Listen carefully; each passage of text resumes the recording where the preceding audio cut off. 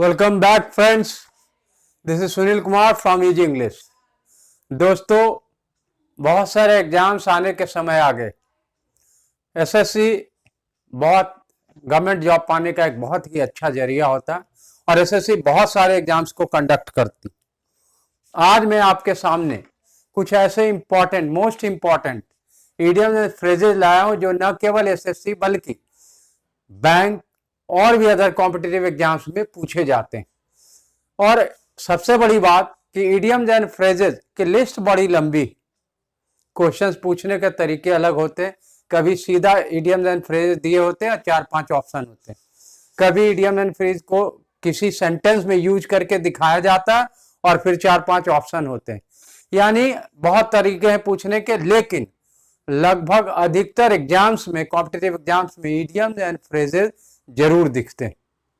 और यहां पर आके चूंकि लिस्ट बड़ी लंबी है, इसलिए जो तैयारी करने वाले उन्हें पूरी तरह से समझ में नहीं आता कि आखिर कैसे क्या किया जाए। सबसे बड़ा सवाल यह है कि इडियम्स और फ्रेजेस को कैसे याद रखा जाए, इसके साथ क्या अप्रोच लाया जाए। तो मेरी सलाह है कि आप इडियम्स एंड फ्रेजेस को पढ़िए, उसको याद करिए, क्योंकि यहां पर याद करने के सिवा कोई विकल्प नहीं। और फिर उसके हर फॉर्मेट में प्रैक्टिस करिए, यानी क्वेश्चन जिस जिस तरीके से जिस एग्जाम में पूछे जाते हैं, जैसे सेंटेंस में यूज करके पूछा गया, सीधा इडियम्स एंड फ्रेज देख के पूछा गया, उस तरीके से आप उसको तैयारी करिए, प्रैक्टिस करिए और उस तरीके से याद करिए। केवल सीधा सीधा याद नहीं करिए। पहले सीधा याद करेंगे, उसके बाद वो प्रैक्टिस करेंगे, क्योंकि एग्जाम में आपके क्वेश्चन के फॉर्मेट दिखेंगे। तो जिस तरह के एग्जाम्स आप देने जा रहे हैं उसमें इडियम्स और फ्रेजेस के किस टाइप के क्वेश्चन पूछ रहे हैं, उस तरह की अगर आप प्रैक्टिस करते हैं तो यकीनन आप यहां पे अच्छा कर सकते हैं। आज मैं आपके लिए ऐसे ही मोस्ट इंपॉर्टेंट इडियम्स फ्रेजेस लाया हूं, है ना। तो लेट्स मूव ऑन। और ये इडियम्स एंड फ्रेजेस 22 हैं, आप देख सकते हैं, बहुत इंपॉर्टेंट। ये लिस्ट कंप्लीट नहीं है, अभी मैंने ए और बी से इंपॉर्टेंट कुछ इडियम्स एंड फ्रेजेस लाया आपके लिए। और भी आगे बात की जा सकती है, इसमें और भी बहुत सारे इडियम्स एंड फ्रेजेस इंपॉर्टेंट हैं। तो आज मैं आपको दिखाने की कोशिश कर रहा हूं कि कैसे इसके मीनिंग को याद रखा जाए और क्या किया जाए। तो इडियम्स एंड फ्रेजेस के इस वीडियो को आप शुरू से अंत तक देखेंगे ताकि यह सेशन आपके लिए बहुत ही फ्रूटफुल हो। तो आइए शुरू करता हूं। पहला आपका ऑल ईयर्स, है ना, ऑल ईयर्स। तो एक बात तो तय है, इडियम और फ्रेजेस होते क्या है, मतलब ये होते हैं कि उसमें शब्द जो कह रहे हैं, यानी शब्द के जो मीनिंग, दरअसल वो मीनिंग नहीं होते, बल्कि कुछ स्पेशल मीनिंग होता है, खास अर्थ होते हैं। जैसे ईयर का मतलब होता है कान, तो यहां कान का तो मतलब होगा ना। ऑल ईयर्स यानी पूरा कान, तो कान क्या करना, सारे कान, तो इसका मतलब होगा, फ्रेजल मतलब है सुनने को उत्सुक। कान का यूज किस लिए किया जाता है, सुनने के लिए। तो ऑल ईयर्स का मतलब आपको क्या याद रखना होगा कि सुनने को उत्सुक, आतुर, व्यग्र, आप पूरी तरह से इंटरेस्टेड हैं किसी बात को सुनने के लिए, तो यू आर ऑल ईयर्स। अब आ जाओ armed to the teeth. Arm तो आप समझते हैं, मतलब आर्म्स नाउन है, आर्म वर्ब है, मतलब हथियार से लैस। टू द टीथ मतलब पूरी तरह से, हथियारों से पूरी तरह से सुसज्जित, पूरी तरह से लैस, तो उसको बोलते हैं arm to the teeth. Our army is arm to the teeth to fight with China. हमारी आर्मी क्या है, सेना है, पूरी तरह से तैयार है, पूरी तरह से आर्म से लैस है, किसके लिए लड़ने के लिए, किसके खिलाफ, चाइना के खिलाफ। आ जाओ एट क्रॉस पर्पसेज। क्रॉस का मतलब क्या होता है, क्रॉस तो आपने देखा ना, क्रॉस कैसा होता है, एक पर्पस ये और एक पर्पस ये दोनों पर्पस क्या है, एक दूसरे से क्रॉस, मतलब क्या हो गया, सीधा दोनों एक दूसरे से क्रॉस है, यानी एक दूसरे को काट रहे, यानी कैसा भी विरोधी। एट क्रॉस पर्पसेज मतलब दो लोगों के विरोधी विचार, विरोधी आचरण, विरोधी एक्शन, वो विरोधी होते हैं, तो उसको बोलते हैं क्रॉस पर्पसेज। फिर है एट सी। एट सी का मतलब क्या, समंदर। क्या बोला, फ्रेजल मीनिंग। तो समंदर में का मतलब यहां है कि कंफ्यूज, आपको कुछ भी नहीं समझ में आ रहा, कोई बात हो गई, कोई परिस्थिति है, घटना है, आप बिल्कुल नहीं समझ पा रहे, यू आर एट सी। फिर आपका है अ सोर पॉइंट। सोर का मतलब क्या होता है? गला होता है ना, खराश लग जाती है, अरे यानी बैड मीनिंग, गला में खराश हो जाते, बहुत ज्यादा खांसी वगैरह कफिंग करने से सोर थ्रोट। तो सोर पॉइंट मतलब एक ऐसी बात, एक ऐसा मुद्दा जो दूसरे को क्या करता हो, शर्मिंदा कर दे, उसे बोलते सोर पॉइंट। उसके बाद eight the first blush. Blush मतलब क्या होता है ना, अचानक चेहरे जो खिला उठता है ना, तो एट द फर्स्ट ब्लश का मतलब होता है पहली नजर में, है ना। I fell for her at the first blush, मैं क्या हो गया, उसके प्रति आकर्षित हो गया, मेरी भावना उसके प्रति हो गई, कब, पहली नजर में। फिर है बैक द रॉन्ग हॉर्स। अब देखिए बैक द रॉन्ग हॉर्स, अरे यानी बैक मतलब क्या करना, किसी को सपोर्ट करना। बैक का मतलब एक ये भी है, वर्ब है। बैक का मतलब किसी को सपोर्ट करना, किसी बात को सपोर्ट करना, किसी आदमी को सपोर्ट करना, तो बैक होता है। और आप बैक कर रहे किसको, रॉन्ग हॉर्स को, है ना, बुरा घोड़ा को। यानी यहां क्या, आप याद रखेंगे, जानवरों का प्रतीक के तौर, सिंबल के तौर पे इंसानों के लिए यूज किया जाता है। डॉग का बहुत ज्यादा यूज किया गया, डोंकी का बहुत ज्यादा इंसान के लिए यूज किया जाता है, तो यहां पर हॉर्स इंसान के लिए। तो बैक द रॉन्ग इंसान, रॉन्ग व्यक्ति यानी कमजोर व्यक्ति को समर्थन देना, जो डिजर्व नहीं करता, जो किसी काम के लायक न हो, योग्य न हो, और आप उसको समर्थन दे रहे हैं, तो you are backing the wrong horse. Back to square one, है ना। अब बैक मतलब पीछे आना, वर्ब है। स्क्वायर वन यानी स्क्वायर कैसा होता है, बैक टू स्क्वायर वन, यहां से चले और फिर यहां आ गया। तो यानी क्या हुआ, जहां से शुरू हुए वहीं पहुंच गए, कोई काम जहां से शुरू हुआ फिर वहीं आ गया, यानी नतीजा कुछ निकला नहीं। तो बैक टू स्क्वायर वन। फिर है बेयर द ब्रंट। ब्रंट हो गया यानी बुरा परिणाम। बेयर मतलब क्या होता है, सहना, भुगतना, झेलना। तो बुरा परिणाम झेलना, भुगतना, बेयर द ब्रंट। फिर है एट बैक एंड कॉल, है ना। बैक एंड कॉल देखते हैं ना, कोई कोई लोग आपके सेवा में बराबर लगे रहते हैं, आप जब भी याद करो वो हाजिर रहते हैं आपकी हर जरूरत के लिए।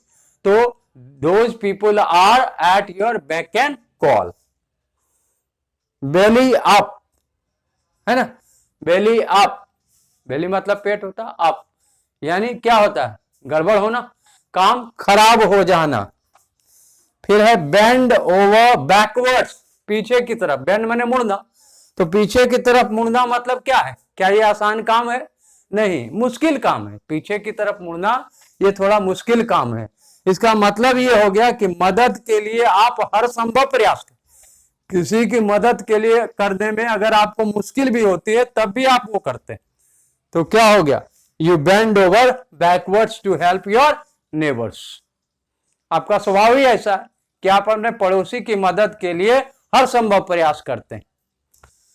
फिर आपका 13 बिसाइड योरसेल्फ। बिसाइड का मतलब क्या होता है, के अलावा, बगल में। बिसाइड मतलब एस लगेगा तो के अलावा, और बिसाइड मतलब बाई द साइड ऑफ, के बगल में, तो अपने बगल में, मतलब क्या हो गया, अपने आपे में न होना, किसी बात को लेकर आप नाराज हैं, इतना गुस्सा है कि आप अपने आपे में नहीं। फिर है बियॉन्ड द पेल। इसका मतलब क्या होगा, पेल मतलब होता है पीला। अब पीला का क्या अर्थ हो, पीला मतलब एक भावना है, जब आप डरे होते, बीमारी से चेहरा पीला होता, कोई गड़बड़ी इस टाइप, तो बियॉन्ड द पेल, बियॉन्ड मतलब परे, है, तो नैतिक रूप से अमान्य, मॉरलिटी के खिलाफ है, मॉरल रूप से लोग इस बात को नहीं समझ मानते, अप्रूव नहीं करते, तो this is beyond the pale. फिर है बिग बक्स। बक्स मतलब होते पैसे के अर्थ में यूज किए जाते हैं, अर्न बक्स, है ना। तो बिग बक्स, बिग माने बड़ा, और बिग, बिग है ना, बक माने पैसा, तो बड़ा धन, बड़ा अमाउंट का धन। बिग फिश, फिर अभी बताया था कि जानवरों का सिंबल के रूप में, प्रतीक के रूप में इंसानों के लिए यूज किया जाता है। यानी बड़ी मछली का मतलब कोई महत्वपूर्ण व्यक्ति। अभी आपने देखा ना, नारकोटिक्स वाले बॉलीवुड में ऑपरेशन चला रहे हैं और कई बड़ी मछलियां उसमें फंस रही नहीं। तो many big fish of Bollywood have been trapped by the narcotic control department. फिर है बर्ड ब्रेन। अब बर्ड क्या है? पक्षी, आप समझ रहे हो। ब्रेन मतलब दिमाग। अब पक्षी में कितना दिमाग होगा, है ना। कहने का मतलब क्या है कि एक तो पक्षी, उसे दिमाग का कितना काम। इंसानों के साथ बोल रहा हूं, इसको कंपेयर करना है हमारे समाज के फ्रेज इडियम, हमारे समाज के लिए, वो जानवर समाज के लिए नहीं दिए गए। तो हर बात लागू होगी हमारे सोसाइटी के लिए। तो बर्ड ब्रेन का मतलब क्या हो गया कि ऐसा ब्रेन जो काम न करे, जो मूर्ख, यानी जो समय के अनुकूल, परिस्थिति के अनुकूल दिमाग ना हो, उसे कहते हैं बर्ड ब्रेन, यानी मूर्ख। शी हैज बर्ड ब्रेन, वो मूर्ख, या she is bird brain. Bite the bullet. अब बाइट का मतलब क्या होता है? अरे काटना दांत से। अब बुलेट, तो यहां क्या दांत से काटना होगा? नहीं, यानी विपरीत परिस्थिति का सामना करना। बुलेट को बाइट करने का मतलब है कि चखना होगा, है ना, टेस्ट करना होगा। तो बुलेट टेस्ट करेंगे मतलब क्या? वो तो विपरीत परिस्थिति है, किसी को बुलेट अगर टेस्ट करना पड़े। तो बाइट द बुलेट का मतलब होता है विपरीत परिस्थिति का सामना करना। In the struggle of life we often bite the bullets, यानी जीवन का जो संघर्ष है हमारा, उसमें हमें कई बार, है ना, प्रायः विपरीत परिस्थितियों का सामना करना पड़ता है। बेटर है हर चीज का देख रहे हैं आप, पहले मीनिंग समझिए, उसको एक अपना सेंटेंस में जरूर यूज करिए, उसको बोल के, जब भी यूज करिए बोल के यूज करिए, लिखिए भी तो बोल के लिखिए। फिर है बाइट द डस्ट। डस्ट का मतलब क्या होता है? धूल। अब उसको बाइट करना, आ रहा चखने के सेंस में आपको टेस्ट लगना धूल का। धूल का टेस्ट लगने का मतलब क्या? जब आदमी जमीन पे गिरेगा, और जमीन पे गिरना का मतलब फ्रेजल, मुहावरेदार अर्थ क्या होगा? पराजित होना, है ना। अभी किसी लड़ाई में, किसी बड़े अभियान में आप असफल हो गए, पराजित हो गए, तो यू बाइट द डस्ट। फिर है bits and bobs. Bits and bobs, अब कई चीजें हैं छोटी छोटी, तो उसके लिए आप क्या यूज करते हैं? Bits and bobs. You have collected bits and bobs in this small room.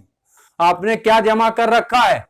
इस छोटे से कमरे में बहुत छोटी छोटी कई चीजें आप जमा कर रखी, बिट्स एंड बॉब्स। फिर है ब्लो बाई ब्लो। ब्लो मतलब फूंक मारना, है ना, झटका देना, बहुत सारे मीनिंग।